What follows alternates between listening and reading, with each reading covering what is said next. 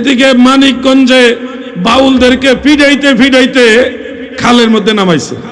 প্রিয় দর্শক, একজন বাউল সমর্থক দেখতে পাচ্ছেন পানিতে সাঁতার দিয়েছে।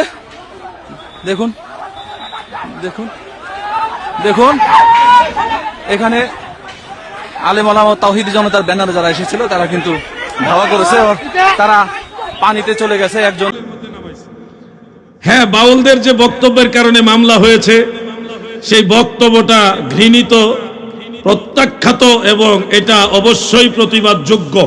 আল্লাহ তাআলার শান ও আজমতের ব্যাপারে এই ধরনের শব্দ চয়ন গ্রহণযোগ্য না। সেই নিরিখে যেই মুফতি সাহেব মামলা করেছেন, প্রশাসনের কাছে দ্বারস্থ হয়েছেন, আমরা তার সাথে সহমত পোষণ করছি, তাকে সাধুবাদ জানাই। কারণ আল্লাহর ব্যাপারে, আল্লাহর নবীর ব্যাপারে, ইসলামের মৌলিক ব্যাপারে কোনো ধরনের কনসিডার করা যাবে এবং সাথে সাথে ইসলামের সৌন্দর্য হলো তাকে ফিরে আসার, ভুলটা সংশোধন করারও সুযোগ দিতে হবে। একটা ভুল করলেই যদি তাকে ফাঁসি দিয়ে দিতে হবে, এর চেয়ে বড় বড় ভুল তো আপনার আর হুজুররা করছে, ওগুলি কি করবেন?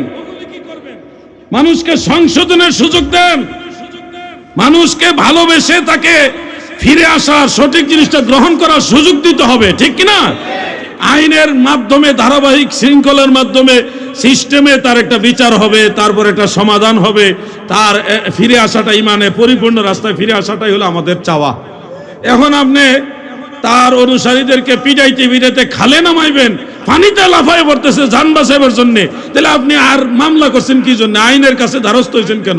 আপনি তো নিজেই আইন হয়ে গেছেন। এখন প্রশাসনের কাছে আপনি মামলা করলেন, আইনের কাছে সহযোগিতা চাইলেন, এখন নিজেই ফিডান শুরু করেন, তাহলে তো আপনি আইন হাতে তুলে নিলেন।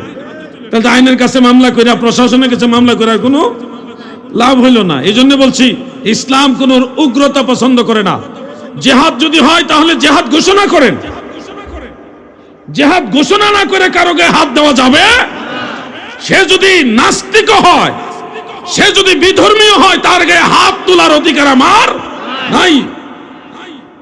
আইন হাতে তুলে নেওয়ার কোনো সুযোগ নাই। আল্লাহ তাআলার দয়ায় আমরা দ্বীন ইসলামের মধ্যে আছি, শান্তির ধর্মে আছি, সবচেয়ে উত্তম ধর্মে, একমাত্র মনোনীত ধর্মের মধ্যে আমরা আছি। এই জায়গা থেকে আমাদের কাছে হিন্দু ভাইরা নিরাপদ থাকতে হবে। অন্য ধর্মে যারা আছে তাদেরকেও আমরা তাদের ধর্ম পালনের স্বাধীনতা দিতে হবে। আমরা তাদের ধর্ম পালন করব না, কিন্তু তাদের কাজে বাধা দিতে পারবো না। আমরা আমাদের ধর্মের কথা বলবো, আল্লাহ যাদেরকে কবুল করে তারা হেদায়েতের দিকে আসবে, কিন্তু কারো ধর্মের ব্যাপারে বাড়াবাড়ি করা যাবে। আল্লাহর রসুলের জামানায় তো অনেক বিধর্মী আরব, সৌদি আরব যেটা জাজিরাতুল আরবে ছিল, ইহুদিদেরকে মদিনা শরীফ থেকে বের করে অন্য জায়গায় বসবাস করার সুযোগ দিছে না? খাইবরের যে যুদ্ধটা, এই যুদ্ধের ইতিহাসটা পড়েন। বিধর্মীদেরকেও তাদের অবস্থানে বসবাস করার সুযোগ আল্লাহর নবী দিয়েছে। ইসলাম রুক্ষতা, উগ্রতা পছন্দ করে না। কি একটা অবস্থা, মারতে মারতে মারতে মারতে মানুষগুলোরে নিয়ে খালের মধ্যে ফেলাইছে। কেন? এরা মানুষ না। উগ্রতাই যদি দেখাইতে হয়, তাদের পক্ষ তো লাঠি আসবে, তখন দেশের মধ্যে দুই পক্ষ রাস্তা নেমে গেলে এটা একটা অশান্তি তৈরি হবে না? আইন মানছেন, আইনে মামলা করছেন, আইনের নিয়ম মোতাবেক এটা চলবে। এর মধ্যে আপনারা যোগাযোগ করেন না, তাদের সাথে কথা বলেন না, দেখেন না এর মধ্যে তারা ভুল স্বীকারও তো করতে পারে কিনা? ভাই, ভুল তো হয়, সে ভুলটা সংশোধনের সুযোগ দিতে হবে। আল্লাহ তাআলা আমাদেরকে ঈমানের সঠিক মেসেজটা মানুষের কাছে পৌঁছানোর তৌফিক দেন। বলেন আমিন। সবাই বলেন আমিন। কেউ কথাগুলি না বললেও আমার কেন জানে বলতে মনে চায়। দিন শেষে একটা কথা মনে রাখবেন, তাদের আকীদার সাথে, বাউলদের আকীদার সাথে আমাদের আকীদার অনেক বেশ কম। বাউলদের মানহাজের সাথে আমাদের মানহাজ অনেক বেশ কম। এরপরও তারা মানুষ, তাদেরকে সঠিকটা বুঝাইবার দায়িত্ব আপনার। সঠিক না বুঝায় এর আগে যদি তাকে লাঠি দিয়ে পিটাইয়া পানিতে নামান, তাইলে ইসলাম ধর্ম সম্পর্কে খারাপ ধারণা সে নিবে, বলবে ইসলামের মানুষগুলি কি ভয়ঙ্কর। তারা ইসলাম থেকে আস্তে আস্তে আরো দূরে সরে যাবে। তাদের তো ইসলামের আদর, ভালোবাসা দেখাইলেন না। ভালোবাসার মাধ্যমে বিশ্ব জয় করা যায়। আপনারা কি বেজার হয়েছেন? আমরা তাদের ওই বক্তব্যের পক্ষে না, এটা আমরা ওই আলেমদের পক্ষে যারা মামলা করছে। কিন্তু তারা যেই কাজটা গতকাল করেছে, বাউলদেরকে পিটাইতে পিটাইতে নিয়ে খালের মধ্যে ফেলছে, এটার পক্ষে আমরা না। এইভাবে কয়দিন পরে মাজার ভাঙবো, কয়দিন পরে দরবার ভাঙবো, অন্যদের বিরুদ্ধে যাবো। আরে ভাই, আইন প্রশাসন থাকতে যদি আপনি নিজেই লাঠি হাতে নেন, তাইলে আর আইনের আশ্রয় নেওয়ার অর্থ হইল কি? আমার আল্লাহর ব্যাপারে আবে হালা শব্দ ব্যবহার করে নাই দেশ অনেকে, কি করে নাই? মা খাদিজাতুল কুবরা সম্পর্কে এমন শব্দ চয়ন করেছে যেগুলি উচ্চারণ করতে আমাদের ভয় লাগে। তখন তো কেউ কোনো কিছুই বললেন না। হিন্দি ফিল্মের গান, ছায়াছবির গান মঞ্চের মধ্যে যখন বলা হয়, তখন ধর্মের উপরে আঘাত আসে না? তখন ভালো লাগে। একটার পর একটা মিথ্যা কথা বলতেছে 1990 সাল নিয়ে।